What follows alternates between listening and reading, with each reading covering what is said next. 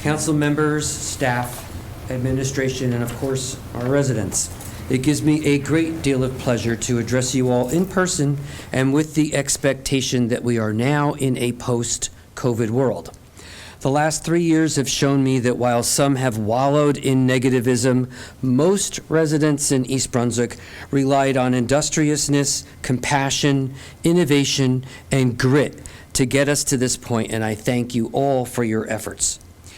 I'll be spending time tonight reviewing highlights of each department, but would like to reserve time for the biggest project that the township or most townships will ever face, and that is the prospect of a new high school.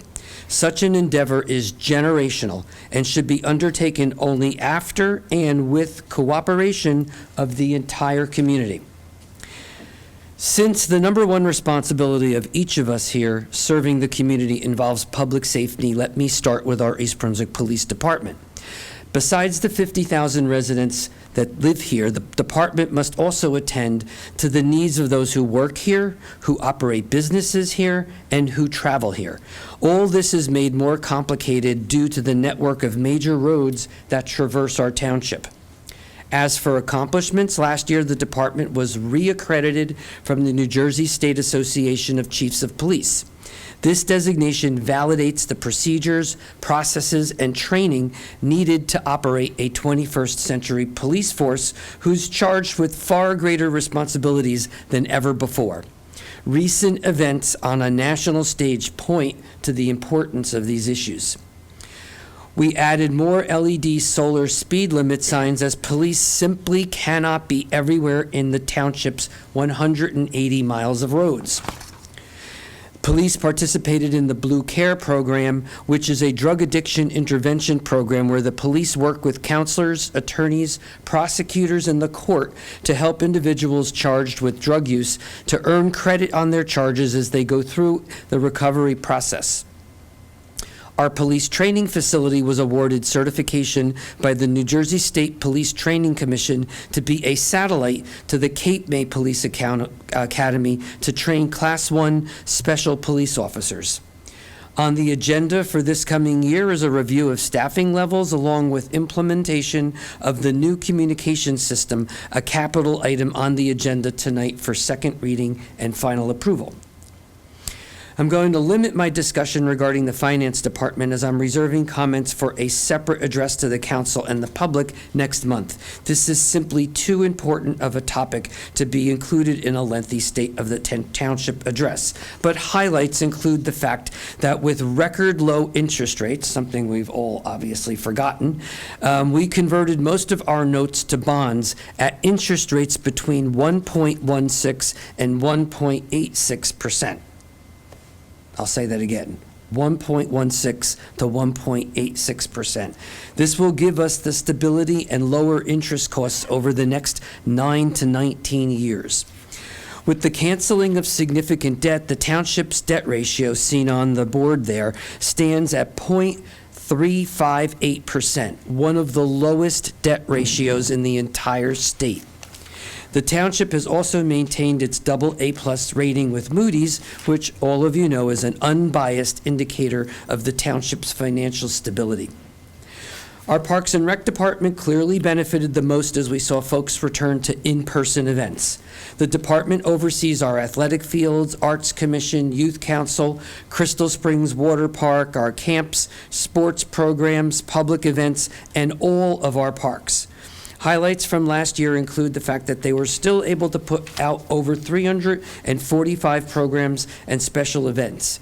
We had over 50,000 visits to Crystal Springs Water Park, bringing in a revenue of $1.27 million, which is pretty close to our pre-COVID record. You do need to keep in mind, though, that it's balanced by costs that went up significantly as well. Chemicals are a lot more expensive. Staff, if you could find them, is much more expensive because minimum wages went up and insurance costs went up. The department received a $75,000 grant to repair Sadowski Park Playground, which will be something that the Parks and Rec Department undertakes this year.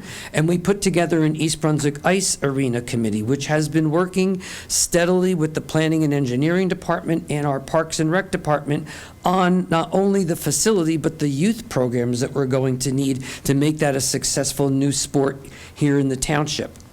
The Dallenbach Art Spot opened. That's by the Nature Center by Crystal Springs. Renovations were completed. It's going to be used for art classes and creative space.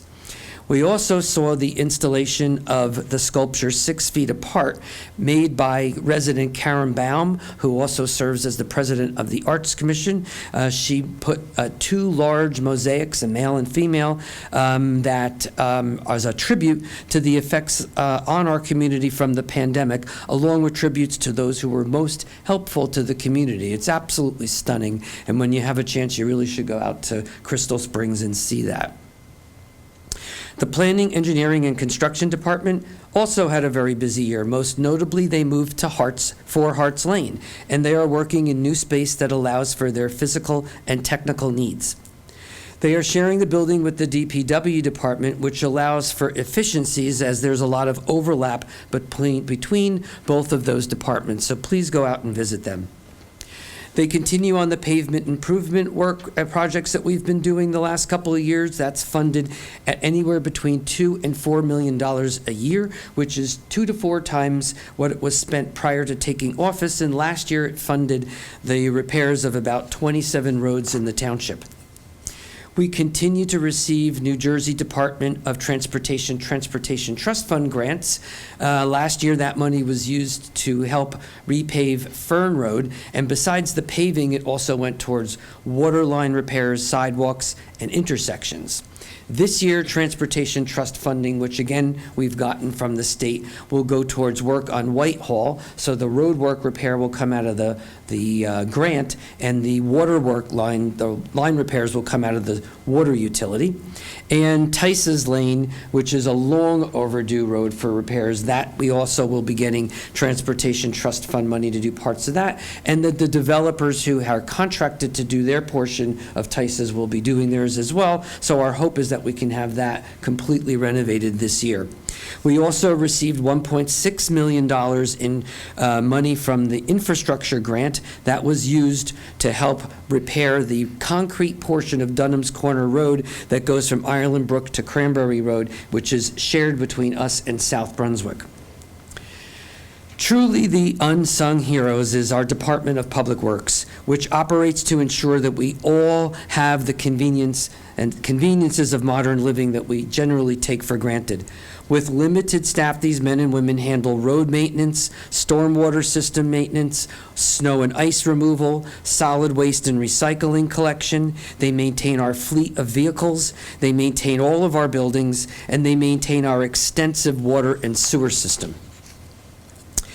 With the Planning and Engineering Department vacating the space at the municipal building, the DPW department constructed new township conference room downstairs, new space for our growing IT department, and created much needed storage space in the space that was vacated by the Planning and Engineering Department. They also put down about 1,400 tons of asphalt during the season, repairing the miles of road in the township that needed help. Also want to give a big shout out to residents. This year we were able to reduce by 1,600 tons our solid waste, and that's significant not only because we have a regular contract to pay for solid waste, but we pay tonnage on top of that for the amount that's put into the landfill. So besides the fact that it's saving us money from a sustainability standpoint, it helps maintain the landfill, which is paying the township about $4 million a year in host community benefits. Our water utility repaired about 3,000 routine and 211 emergency repairs and about 44 water main breaks this year. The water meter replacement program, which is something that this council approved in December of 2019, started about 8 months ago. We are about 45% complete in the township. So that's good news. Most of you recall in November of this past year, we had a major water break on Riders Lane.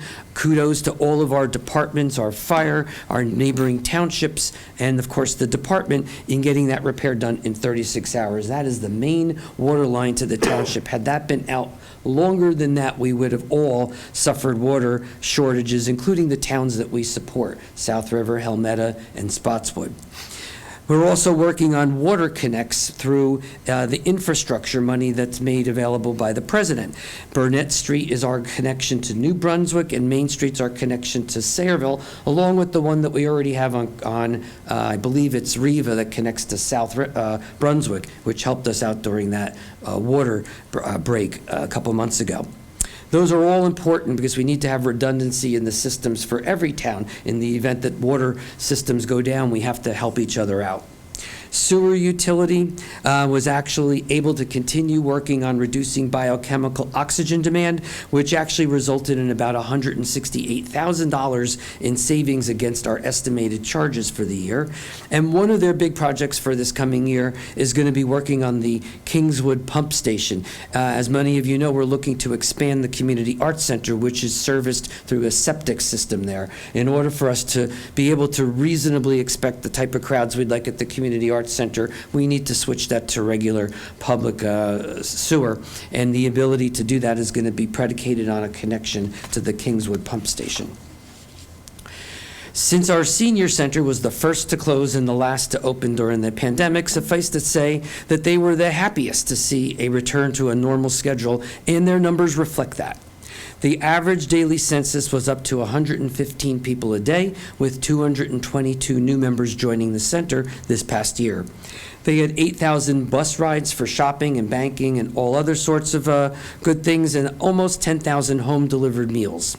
They were awarded $60,000 in a grant for the purchase of a new 14-passenger bus. And they continue to work with businesses, our local businesses, to create partnering in order to provide programming that doesn't have to continually come out of tax dollars. They also work in collaboration for many of their programs with the East Brunswick Public Library, our police department, our Parks and Rec department, the public schools, and of course EBTV. And while I'm talking about EBTV, we have a new manager in Anthony Pagliocco. This comes as a result of the retirement of Dave Ambrosi, a 42-year veteran of the township. And while we'll miss him, although I'm sure he's not that far from here, we are in good hands with Anthony, and we also welcome back Brian Belzer as our full-time video producer. Together, the department produced 211 productions last year, had 134,000 YouTube views, and 51,000 Facebook views. Another big victory and beneficiary of the post-COVID world was our East Brunswick Public Library. With a little over 185,000 visits, the library saw a 71% increase in visits over 2021. They were the recipient of a $100,000 grant from the New Jersey State Library from ARP money that was funded for our New Jersey Health Connect at Your Library program. That program distributed 454 iPads throughout the state with East Brunswick Public Library loaded health resources and telemedicine software, all from our department. They also received grants for an immersive English language learners program funded by the New Jersey Department of Labor and Workforce Development. And they ran, among many other things, a concert series featuring music from diverse cultural regions of the world, funded by the Arts Institute of Middlesex County. Now, as in most large organizations, the glue that keeps us all connected is the Information Technology Department. Our team's been very busy, which I believe we have one of the best teams in the state, by the way. I know Joe would tell us that. And they were busy attending to the never-ending job of making sure that the system is secure. In addition to that function, the team completed some very important projects last year. They did the completion of the entire IT infrastructure for the Department of Planning and Engineering as they moved over to 4 Hearts Lane. They also helped with the new security cameras and employee card access system here at the municipal building and at the Public Works Department. And they helped completely renovate the network infrastructure at Parks and Recreation and Crystal Springs. That was a lot of work. Our township tax assessor reports that there were 128 new assessments in 2022, which brought in an additional $10.5 million in tax revenue. Tax appeals were relatively low, as most residents tend to hold off tax appeals in markets where housing values are relatively high. While we're long overdue for a complete revaluation, the low number of appeals speaks to proper assessment, and if anything, given our high property values right now, many properties are likely underassessed. Our tax assessor also runs the township park utility, and while revenue picked up in 2022, it is still well below pre-COVID revenue numbers. And since this is a utility, it does cause us concern because it carries debt, and we are in active discussions to determine a course that prevents the utility from coming to the township for help in covering these carrying costs. Fees, however, have remained the same, as in East Brunswick, residents pay $30 a month, non-residents pay $65 a month. That has not changed since before the pandemic. And finally, in response to complaints of loitering in the parking deck lobbies, this council adopted Ordinance 22-30 on December 12th last year. I'm happy to report that there have been no loitering complaints following the implementation of your ordinance. With redevelopment well underway, we're beginning to get a much better look at the Route 18 business corridor that was promised years ago. We're also beginning to see efforts on the part of local property owners to reinvest in their assets, as they're well aware of the quality development projects soon to come. This has all kept our economic development officer very busy. Some of the highlights from last year include the fact that 65 new businesses were opened, including a wide variety of proprietors, from restaurants to healthcare, personal care to a new hotel, co-working space. For 2023, many businesses are slated to expand, and we also expect new ones to come in. We expect, among others, a new Asian market, and the Robert Wood Johnson and Children's Specialized Hospital is expected to expand into the remaining space in the old Kmart building. The township maintains a strong relationship with the East Brunswick Regional Chamber of Commerce, which now is over 225 members. The project on 110 Tices, depicted here on the picture, will be boasting 16,000 square feet of retail space and will also be housing the area's municipal ice rinks. Rentals for the first phase of the project is expected to start this fall.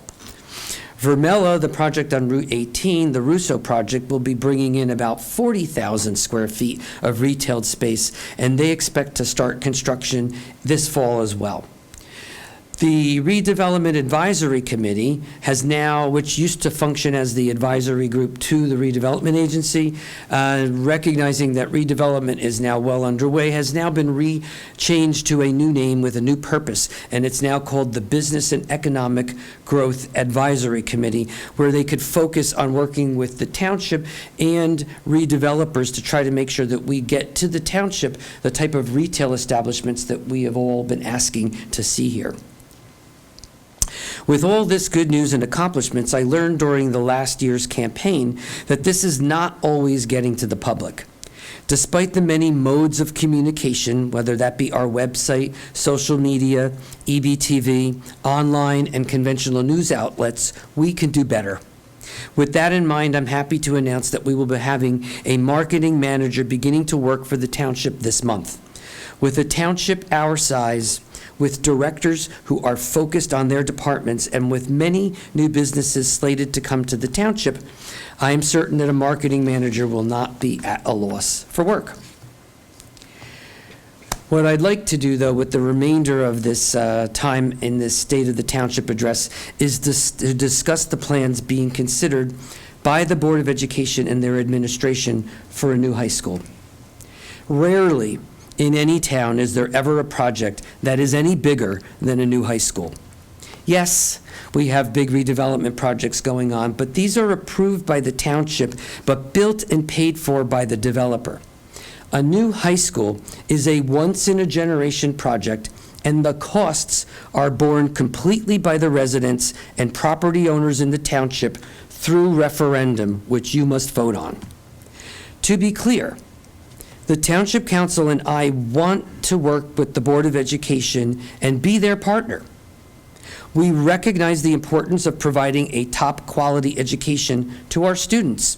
Our public schools have been and continue to be the #1 reason that residents move to East Brunswick. For a referendum to be successful, it is critical that the board remain transparent and clearly make the case to the public for the reasons for such a massive investment. In the explanation, the board must clearly show all the options that have been considered before concluding that a new structure is necessary. To that end, they must show why we need a new high school and what other options have been considered. On the first question, why do we need a new high school? When talking to most residents, the overwhelming response is that school enrollment is bursting at the seams. The recent movement of elementary students up to Hammersholt and the trailers at Churchill would seem to validate that conclusion. Additionally, there are many residents who have been concerned over the effect that new developments would have on school enrollment. But the Board of Education has paid for recent demographic studies looking exactly at that question. The present study was just completed last month, January 2023. I have it right here if you want to. It's referenced on there. And that was an addition to the apartment data that had to be added from the study that was done for June of 2022. I really suggest that all residents read this report because clearly in that report, there is no enrollment issue at our schools. From their own capacity experts, school capacity hasn't changed, and it sits at a little over 9,500 students. That's the school capacity. If you look at the next two slides, we have never hit this number in the past 25 years. It's varied somewhere between 8,000 and 8,200, other than when my kids graduated high school around 2005 and 6, when we were maybe around 9,000. It has never been at 9,500. And enrollment is expected in the next 5 years, including those that come out of new apartments, will not be much greater than enrollment was 10 years ago and well below the school's capacity. So, if we need a new high school, then it's needed because of the condition of the building and its capacity to provide a 21st century education to our students. The board can also point to the cost of repairs, facility needs, the need to provide a 4-year school. Those are all true. But stop leading the public to believe that we are at or expect to be near a capacity issue. It's just not true. When it comes to options, the school board and the school administration should explain clearly to the public all the options that have been considered. These options include a renovation, an addition, a 9th grade academy at the high school grounds, or a new high school, or some combination thereof. With that explanation, there should be a full explanation of the pros, the cons, the costs of each option, and why you have settled on a new high school. To date, that has not been done publicly. It is my understanding that the board has also had one meeting of its ad hoc committee for a new high school. The agenda is on the board there. The plan is for this group of about 30 people to opine on a new high school. This committee is expected to complete its work by June of this year, a couple of months, and is expected to give the board direction on proceeding with the process. This would be seen by the board as justification to move forward with planning, architectural, engineering, facility planning, all to be ready for a referendum by the November 2024 election cycle. Now, with inflation, supply chain issues, increase in interest rates, let us all be fully aware that this will be an expensive endeavor. The article up there shows you Perth Amboy is completing a new high school and has similar enrollment numbers to East Brunswick. That article that was written in September of 2021 estimated the costs at that time at $283 million. I have just spoken to the mayor about 2 weeks ago. They are well over $300 million now. The township stands behind our schools, and we are willing to use pilot money secured through our ongoing redevelopment projects to help support the school's building needs. We will do that. I made this offer exactly 1 year ago at my last State of the Township address. But this offer comes with the following conditions. Condition one, the Board of Education and its administration must work with township departments from the beginning of the project. This includes our Planning and Engineering Department, our Police Department, our Department of Public Works, our Water and Sewer Utility, and this administration and my office. We must all be working together to avoid costly errors. Most recently, the Assistant Superintendent for School Operations, who also functions as the township, as the board's secretary, board secretary, and CFO of the schools, scheduled a meeting with the county to discuss plans for a new entrance to the high school on Summerhill Road. This meeting included the engineer and traffic study consultant he hired to provide testimony to the county. There was no inclusion of our professionals until they were asked to attend by the county. The testimony that was given by our engineering and police department clearly showed that the proposal would not be supported by the township for many important reasons. Now, that advice could have been given for free had the Board of Education administration started by having a meeting right here in the township. So besides the embarrassment, you've wasted taxpayer money by your actions. So it's not a good start. We can do better. We need to do better. Second condition, the Board of Education needs to get out into the community and engage their support. Everybody needs to feel that they are part of the process, and everybody needs to see a benefit to a new high school. This includes the elderly, those who don't have children or will never have children use the new high school, property owners who don't even use the schools, as well as those who will directly benefit. This 3 to 4 month ad hoc committee of 30 people cannot be your only reach to the community. We must do better. And finally, and most importantly, the plans must include a community center on the grounds of the new high school. Absent definitive proof given to me and our township professionals that there is no land available for a center, we must show residents that there is a public purpose besides the public schools.